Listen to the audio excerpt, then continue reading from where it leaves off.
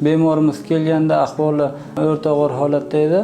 Shikoyatlari qorin pastki sohasida og'riqlarga, jinsiy yo'llardan oz miqdorda qon ajralmalar kelishga, siyganda achishishlarga shikoyat qilib keldi. Bemorda diagnostik qilganimizda bachadon bo'yni saratoni va saratonning to'g'ri chekka o'sib kirishi aniqlandi va amaliyot o'tkazildi. Amaliyot laparotomiya, kichik chanoq bo'shlig'i evisceratsiyasi, to'g'ri ichakni oldingi pastki rezeksiyasi, limfodisseksiya D3, D3, descendorektal anastomol shakllantirish, qorin bo'shlig'ini aylash amaliyoti bajarildi. Amaliyotdan keyingi davrda bemor umumiy ahvoli hozir stabilni. Xudoga shukr, mana yaxshiman. Mana shu klinikada ishlayotgan barcha doktorlari umri uzoq bo'lsin, tan joni sog' bo'lsin.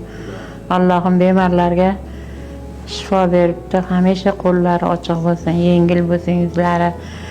Sizlarga ham shu mana shu klinikani taklif qilaman. Yaxshi sharoitlari, hamma narsasi